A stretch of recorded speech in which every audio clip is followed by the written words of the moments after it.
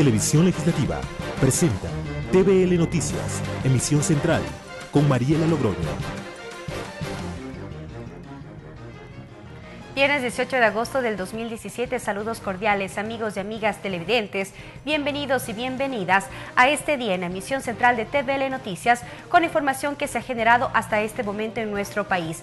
Gracias a quienes nos sintonizan a través del canal 42 en Quito y en nuestro sitio web tvl.asambleanacional.gov.es. Aquí iniciamos con el desarrollo de las noticias.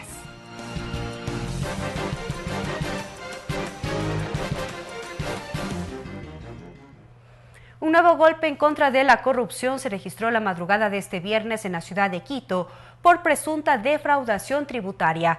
La Fiscalía allanó las oficinas del partido Avanza y el domicilio del líder de dicha agrupación política, Ramiro González. Más detalles con nuestro compañero Karel Sack. Gracias, buenas tardes.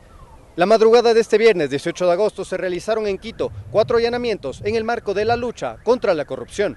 Fiscales de la Unidad de Transparencia y Lucha contra la Corrupción dirigieron 4 allanamientos a lugares relacionados a las actividades que realizan Ramiro G. y su esposa Carmen E., quien fue detenida para investigaciones por el presunto delito de enriquecimiento privado no justificado. En los inmuebles allanados se encontraron documentos, cajas y computadoras que inmediatamente ingresaron a la respectiva cadena de justicia y cuya información continuará las diligencias de este caso. Las investigaciones dirigidas por la Fiscalía y realizadas por agentes de la UIAD muestran a través de informes presentados por el Servicio de Rentas Internas que Ramiro G. desde el año 2002 hasta 2016 recibió acreditaciones por $2.217.399, mientras que sus declaraciones presentadas manifiestan un valor de $391.168, existiendo una diferencia de $1.826.230. Además, a su nombre constan bienes en Pichincha, Esmeraldas y Manabí. Finalmente se establece que entre los años 2010 y 2017 percibió ingresos por $3.935.691.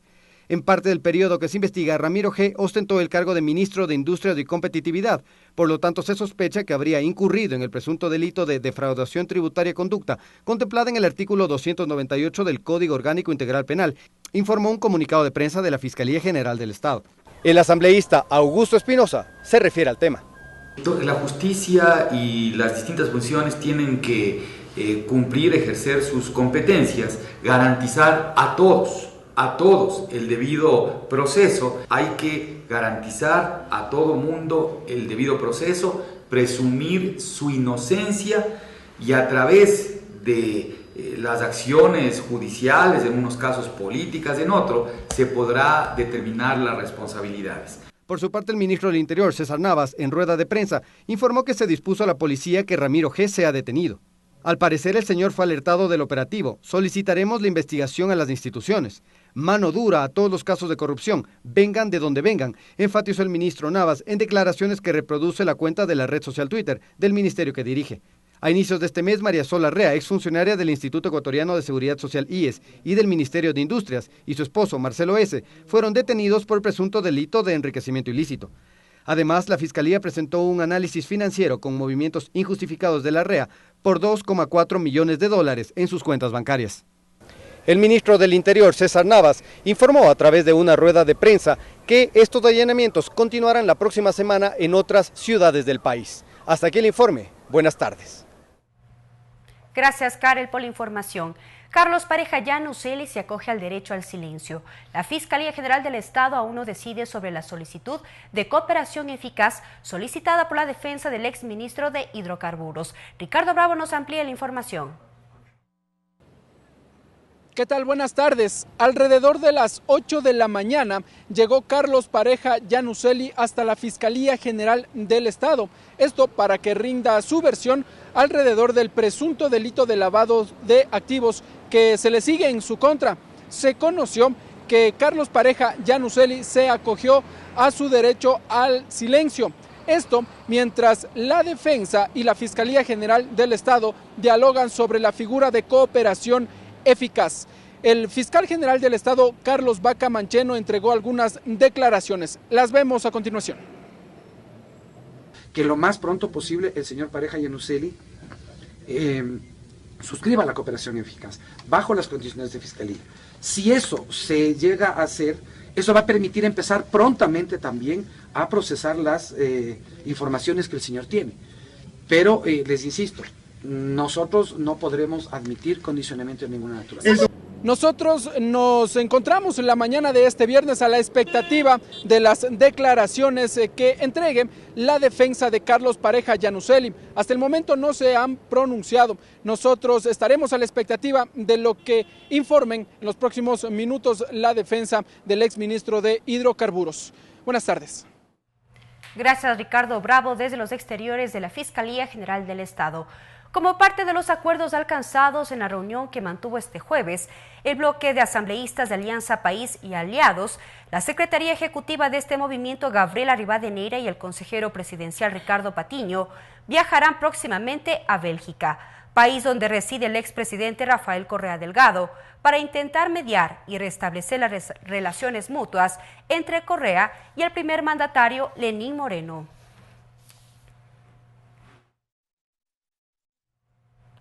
Hoy viernes, el presidente de la República, Lenín Moreno, realizará su tercer gabinete itinerante en la localidad de Santa Rosa, provincia del Oro. Esta actividad forma parte de la política del Ejecutivo de mantener una relación cercana con la ciudadanía. La reunión empezará a las 12:30 y estarán presentes todos los ministros de Estado. Asimismo, el presidente Lenín Moreno a las 20 horas participará de la Noche Cultural. Este encuentro será en el Mercado Feria Libre María Hernández. Los ministros de Estado, por su parte, aprovecharán su estadía para mantener varias reuniones de trabajo con el fin de reconocer directamente las necesidades de la población orense. Tiempo de una pausa, pero al volver más información aquí en la emisión central de TVL Noticias. Ya regresamos. Regresamos con TVL Noticias, emisión central, luego de la siguiente pausa promocional. Continuamos con TVL Noticias, emisión central. Y en más noticias legislativas, la Comisión del Régimen Económico concluyó el primer día de comparecencias en el marco del análisis de la Proforma Presupuestaria 2017. La mesa recibió a varias autoridades, como el ministro de Finanzas Carlos de la Torre, la gerente general del Banco Central Verónica Artola, el director general del Servicio de Rentas Internas Leonardo Orlando y el director general del Servicio Nacional de Aduana del Ecuador, Mauro Andino. Tenemos un resumen de la jornada. A través de su cuenta de Twitter, el presidente de la Comisión de Régimen Económico, Pavel Muñoz, confirmó después del primer día de comparecencia de varias autoridades financieras, el total de la Proforma Presupuestaria 2017 asciende a 36.000 millones de dólares. Asimismo, sostuvo que el PIB nominal de la economía vuelve a ser mayor a los 100 millones de dólares, con una estimación de crecimiento positivo al 0,71%. Además, durante la sesión que mantuvo la Comisión de Régimen Económico en el marco del análisis de la Proforma, el Ministerio de Finanzas informó que la deuda consolidada como registra según el reglamento no supera el 30% del PIB. En tanto que desde el Banco Central se mencionó que esperan un superávit en la balanza comercial de 1.400 millones a 2.200 millones de dólares durante los años 2017 a 2020. De su lado, el director general del Servicio de Rentas Internas, Leonardo Orlando, presentó cifras de los ingresos tributarios del Estado ecuatoriano y agregó que ahora pesan más los impuestos redistributivos. Se habla de 14.760 millones y es algo que quiero precisar en la partida de impuestos, pero como ustedes habrán analizado en el desglose de esos impuestos, los que son administrados por el SRI equivalen a 13.175 millones de dólares. Es decir, que la diferencia de 1.585 millones corresponden a aranceles y otros rubros que son administrados por el Servicio Nacional de Aduanas.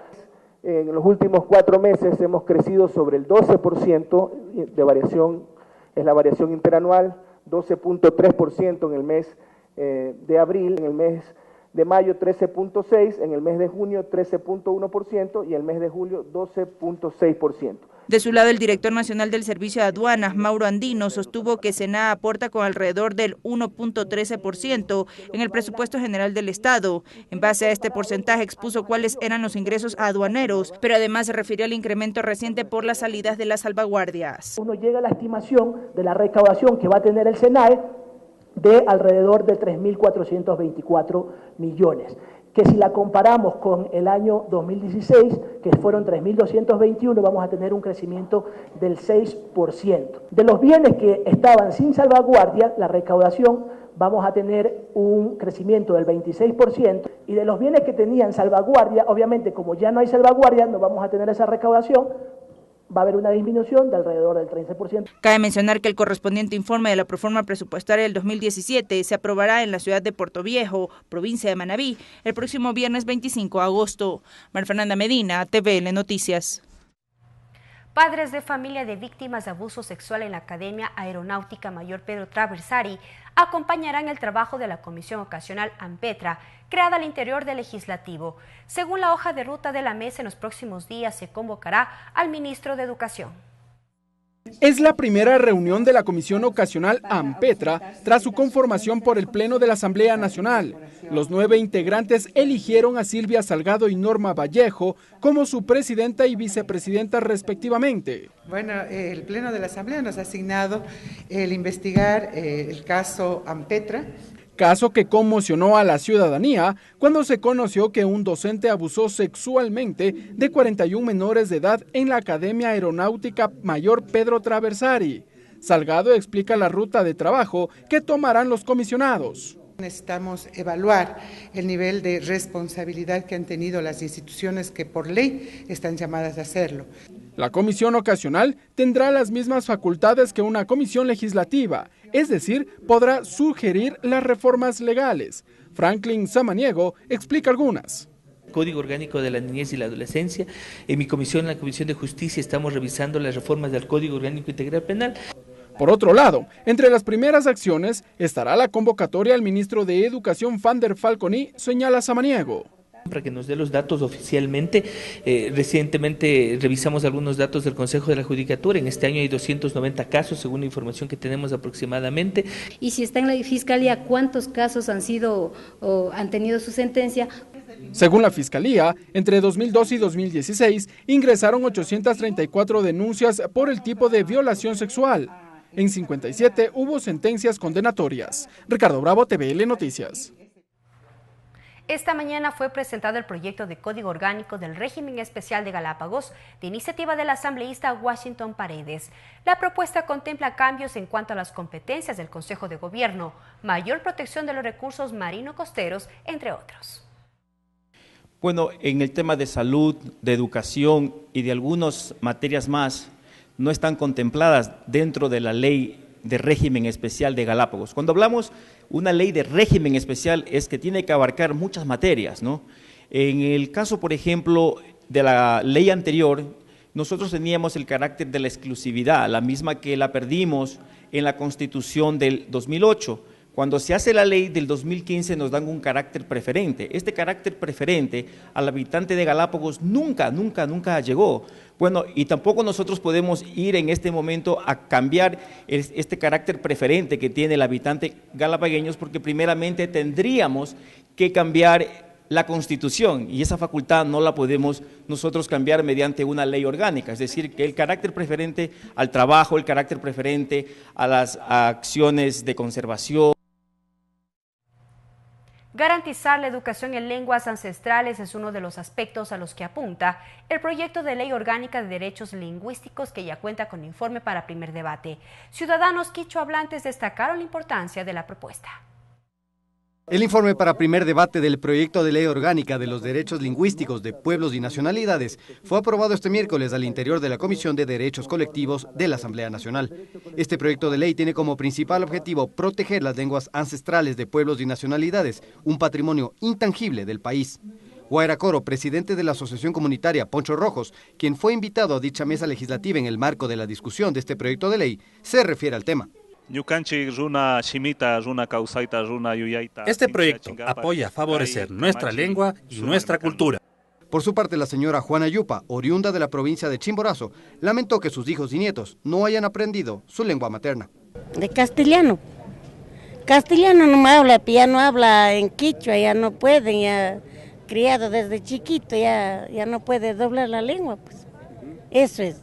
En este sentido, su familiar, María Mercedes Juntamay, explicó las razones por las que no habla dicha lengua. Mis padres fallecieron cuando yo era muy pequeña y a través de eso yo traté de salir a la ciudad y en la ciudad pues yo no aprendí mucho porque no viví en el campo, porque en el campo se aprende bastante el quichua, ¿no? El proyecto de ley garantiza la educación en lenguas ancestrales como lengua vehicular desde la educación inicial a la educación superior de acuerdo a los distintos niveles de zonificación sociolingüística, progresividad y las respectivas leyes. Karel Sack, TVL Noticias. Un grupo de la Asociación de Combatientes de la Guerra de la Cordillera del Cóndor del año 81 manifestó en la Comisión de Participación Ciudadana su preocupación por no haber recibido los beneficios como héroes de guerra conforme lo establece la legislación. Los militares en servicio pasivo exigen se reconozcan sus derechos.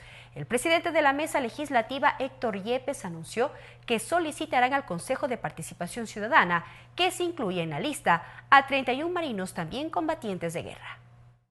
Todos fueron reconocidos como héroes de la patria por haber participado en la Guerra de la Cordillera del Cóndor en 1981. Sin embargo, el sargento Jacinto Ruiz indicó que no han recibido los beneficios de la Ley de Reconocimiento de Héroes y Heroínas Nacionales y que más bien han sido perjudicados, puesto que hace 10 años atrás fueron condecorados. No se ha cumplido, estando dentro del presupuesto de acuerdo al oficio que aquí deja el señor expresidente y en la cual nosotros como héroes estamos perjudicados. Washington Carrillo, en cambio, precisó que la ley no es retroactiva, por lo que exige sus derechos. Nuestro diploma fue en ceremonia otorgado, acreditado a cada uno. Los combatientes solicitaron a los integrantes de la Comisión de Participación Ciudadana que se gestione la inclusión de la lista de héroes a 31 marinos combatientes de la Guerra del Cóndor que quedaron fuera del reconocimiento por error por parte del Consejo de Participación Ciudadana. Ante la solicitud del presidente de la comisión, Héctor Yepes, les pidió que envíen la información de respaldo para remitirla al Consejo de Participación Ciudadana. Además, adelantó que tomarán otras acciones. Vamos a plantear una resolución para, uno, fiscalizar que el Consejo de Participación Ciudadana reconozca a estos 31 héroes que no han sido registrados.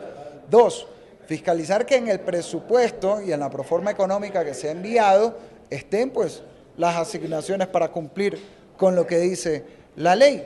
La Ley de Reconocimiento de Héroes y Heroínas establece como beneficios, entre otros, la atención gratuita y preferente en los hospitales de las Fuerzas Armadas y del Sistema de Salud Pública, una remuneración básica unificada mensual. Lorena Espinosa, TVL Noticias. Es momento de una nueva pausa promocional, pero al volver, noticias internacionales. Ya regresamos. Regresamos con TVL Noticias, emisión central, luego de la siguiente pausa promocional. Continuamos con TVL Noticias, emisión central. Barcelona se levanta luego del atentado terrorista registrado ayer en Ramblas, Barcelona, que dejó más de una decena de muertos. Según el Ministerio de Relaciones Exteriores, 2 ecuatorianos se encontraban en el lugar de la tragedia. Sin embargo, registran heridas leves y están fuera de peligro. Ecuador condenó los actos de violencia y expresó su solidaridad con las familias de las víctimas. Además, hoy se evidenció un nuevo atentado en Finlandia, donde varias personas fueron apuñaladas. Miles de barceloneses participaron la mañana de este viernes de un minuto de silencio en honor a las víctimas del atentado de Barcelona, un día después que una furgoneta arrastró a una multitud en la zona de las Ramblas, un lugar turístico de la ciudad. Hasta el momento se conoce que la agresión dejó como saldo 14 fallecidos y más de 130 personas heridas. El minuto de silencio estuvo presidido por el rey Felipe VI, el presidente del gobierno español Mariano Rajoy y el presidente regional catalán. El acto se realizó en la Plaza Cataluña, ubicada a escasos metros del lugar de la masacre del día anterior.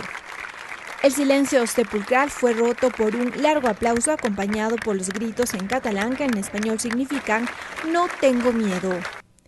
La ministra de Relaciones Exteriores del Ecuador, María Fernanda Espinosa, publicó en su cuenta de Twitter que como resultado del atentado en Barcelona se reportan 2 ecuatorianos con heridas leves y fuera de peligro.